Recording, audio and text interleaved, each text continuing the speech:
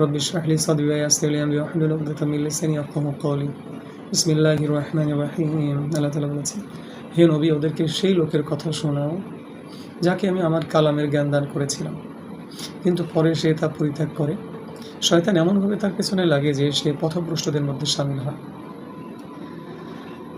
আমি ইচ্ছা করলে কালামের জ্ঞান দিয়ে তার মর্যাদা সমুন্নত করতে পারতাম, কিন্তু সে পার্থিব জীবনের আসক্তিতে পড়ে গেল আর দাস হয়ে গেল প্রবৃত্তির।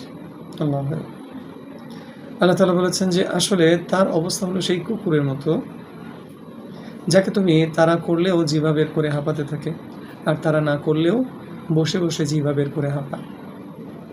যে সম্প্রদায় আমার বাণীকে প্রত্যাখ্যান করে তাদের অবস্থাও এই রকম। অতএব হে নবী, তুমি ওদের কাছে এই ঘটনা বর্ণনা করো যাতে ওরা একটু ভাববার সুযোগ পায়। আল্লাহু আকবার। এটা হলো সূরা আরাফের 175-76 নম্বর আয়াত। এই আয়াতে আল্লাহ তাআলা বলেছেন যে হে নবী, ওদেরকে সেই লোকের কথা শোনাও। একজন লোকের কথা, একজন আলেমের কথা আল্লাহ তাআলা উল্লেখ করে এখানে বলেছেন যে যাকে আমি কালামের জ্ঞান, মানে মুসা আলাইহিস সালামের কিতাব তাওরাতের জ্ঞান দিয়েছিলেন মহান আল্লাহ তাআলা। তো সেই জ্ঞানের আলোকে সে ইসমে আজম জানতো। এই ব্যক্তির নাম ছিল বালাম ইবনে বাউরা। তো এই বালাম ইবনে বাউরা সে ছিল অত্যন্ত জ্ঞানী একজন বনি ইসরায়েলের সদস্য, আলেম ব্যক্তি। সে জানতো যে কোন নামের ওসিলায়, মহান আল্লাহ তাআলার কোন নামের ওসিলায় দোয়া করলে দোয়া কবুল হয়। তাই সে আসলে মানে যাই দোয়া করতো সেটা কবুল হয়ে যেত। তো এরকম একজন জ্ঞানী লোক ছিল, কিন্তু সে নিজেকে দুনিয়ার মোহে, নারীর মোহে আচ্ছন্ন করে ফেলে। মানে সে এভাবে বিভ্রান্ত হয়ে যাওয়ার কারণে আল্লাহ তাআলা তাকে আর এই জ্ঞানের দ্বারা, এই ওহির জ্ঞানের দ্বারা সম্মানিত করেননি, বরং ওহির জ্ঞান থাকার পরেও সে হয়েছিল লাঞ্ছিত। মানে তার অপরাধের কারণে আল্লাহ তাআলা তার জিহ্বাকে, মানে কুকুর যেরকম জিহ্বা বের করে রাখে, তার মানে জিহ্বাকে ওইভাবে বের করে দিয়েছিলেন। আল্লাহ তাআলা এভাবেই আসলে যারা মানে অনেক জ্ঞানী, জ্ঞান রাখে কিতাবের, ঐশীবাণীর জ্ঞান রাখে, কিন্তু তারপরেও পার্থিব যে আকর্ষণ, প্রবৃত্তির যে তাড়না, এগুলোর কারণে সে যখন আচ্ছন্ন হয়ে যায় তখন আল্লাহ তাআলা তাকে লাঞ্ছিত করেন। আল্লাহু আকবার। এই জন্যই আল্লাহ তাআলা বলেছেন যে আমি ইচ্ছা করলে তাকে এই কালামের জ্ঞান দিয়ে তাকে সমুচ্চ মর্যাদা দান করতে পারতাম, কিন্তু সে পার্থিব জীবনের আসক্তিতে আসক্ত হয়ে গেল এবং সে প্রবৃত্তির দাস হয়ে গেল।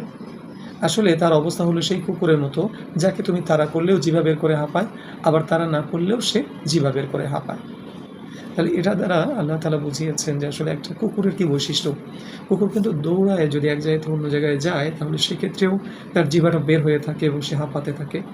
আবার যদি সে বসেও থাকে তবুও সে জিভা বের করে হাঁপাতে থাকে।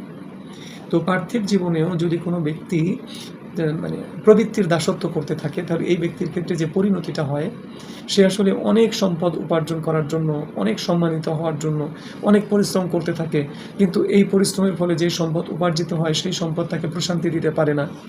সে আরও বেশি সম্পদ চায়, যার যে পরিমাণ সম্পদ আছে সেই সম্পদকে আরও বেশি বাড়াতে চায়।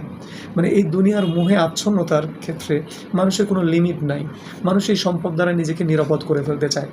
আল্লাহ বলেছেন ওয়াইলুল লিকুল্লি হুমাযাতিল লুমাযা আল্লাযী জামাআ মালা ওয়া আদ্দাদা।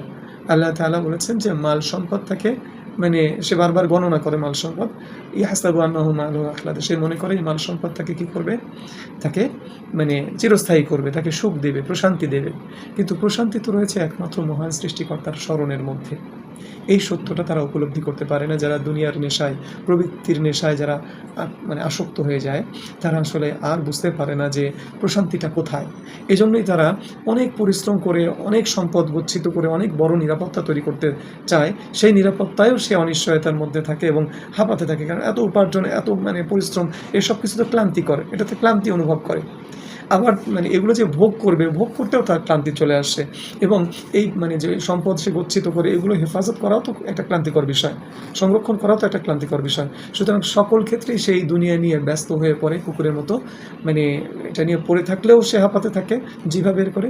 আবার যদি এটা যখন ভোগ করে আরামায়েশের সাথে, তখনও সে প্রশান্তির মধ্যে থাকতে পারে না। সে মানে তার অন্তর অস্থির থাকে। এই ভোগের সময় সে প্রশান্তি পায় না, কারণ প্রশান্তি রয়েছে একমাত্র আল্লাহ তাআলার স্মরণের মধ্যে। এই জন্যই আল্লাহ বলেছেন আল্লাযীনা আমানু ওয়া তাতমাইন্নু কুলুবুহুম বিযিকরিল্লাহ আলা বিযিক্রিল্লাহি তাতমাইন্নুল কুলুব। সৃষ্টিকর্তা আল্লাহর স্মরণেই আসলে অন্তরসমূহ প্রশান্ত হয়। দুনিয়ার অর্থ সম্পদ এগুলো অনেক বেশি বাড়াতে গিয়ে, অনেক বেশি নিরাপত্তা তৈরি করতে গিয়ে মানুষ প্রশান্ত হয় না, মানুষের অন্তর প্রশান্ত হয় না। অথচ মানুষ অবুঝের মতো এই দিকেই দৌড়াতে থাকে। এটাকে আল্লাহ তাআলা কুকুরের জিভা বের করে হাঁপানোর সাথে তুলনা করেছেন। আল্লাহ আমাদেরকে হেফাজত করেন। আমিন। আলহামদুলিল্লাহ রাব্বিল আলামিন।